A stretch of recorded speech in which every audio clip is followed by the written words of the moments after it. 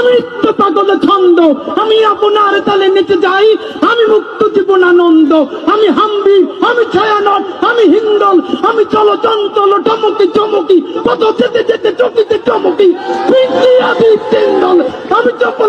Titu today, আপনাদের channel, খবর, মতামত, বাস্তবতা। আমি বাংলাদেশ।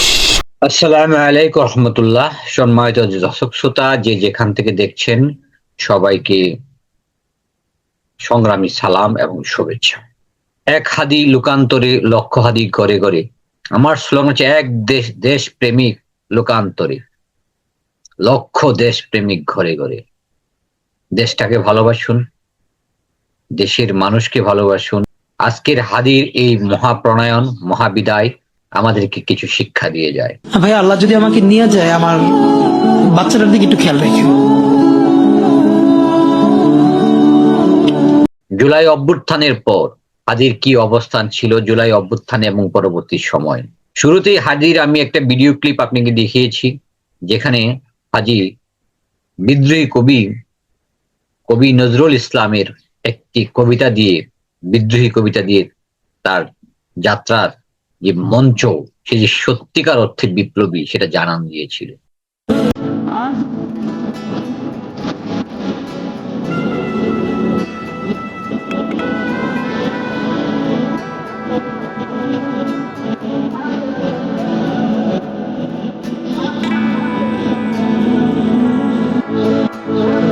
আজ কানে বাজে সেই কথাগুলো, কে জানে হয়।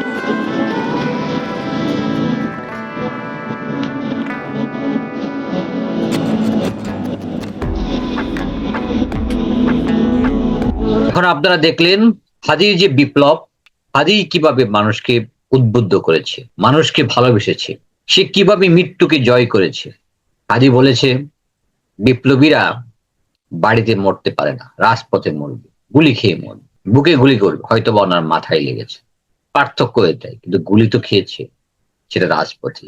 আজকে যারা হাদিকে নৃশংসভাবে শহীদ করেছে, তারা ইতিহাসের আস্থা করে থাকবে, পলাতক জীবন যাপন করবে, উচ্ছৃঙ্খল জীবন যাপন করবে, কখনোই সভ্য সমাজে এদের কোনো মূল্যায়িত হবে না। এরা ভাড়াটে এবং খুনি হিসাবে থাকবে।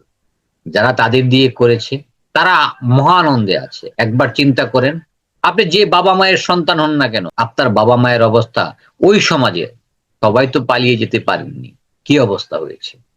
হাদির শেষ কথাগুলো হাদি জানতো আপনাদের মতো কিছু বর্বর তার উপর হস্তক্ষেপ করবেন, তাকে নৃশংসভাবে হত্যা করবেন।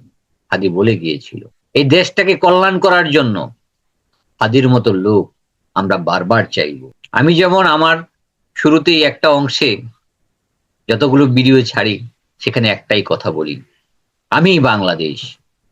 প্রত্যেককে হাদির মতো বাংলাদেশটাকে চিন্তা করতে শেখো। হাদিরা বারবার ফিরে আসবে বাংলাদেশ হয়ে, কিন্তু নরপিশাচরা, মির্জাফররা, এরাও ফিরে আসবে। সুতরাং বাংলাদেশকে গড়তে গেলে কিছু মির্জাফর নিধন করতে হবে। সেই নিধনে আমাদের বিপ্লবী ভাইয়েরা একত্রিত থাকুন। 5ই আগস্ট পরবর্তী সময়ে আমাদের বিপ্লবীরা বিভিন্ন দলে উপগোত্রে বিভক্ত হয়ে গিয়েছিল। আর আজ একটা সেতু বন্ধন নতুন করে তৈরি হয়ে গেল, যে সেতু বন্ধন বিপ্লবীদের পুনর্জাগরণ করবে এবং আগামী দিনের ভবিষ্যৎ নির্ধারণে সহায়তা করবে। সর্বশেষ হাদি আবার ফিরে আসুক, হাদিরা আবার ফিরে আসুক। আমি বাংলাদেশ হই, বাংলাদেশের মাতৃকায়। দেখুন হাদির জন্য আমাদের প্রণয় কিছু বিলাপ।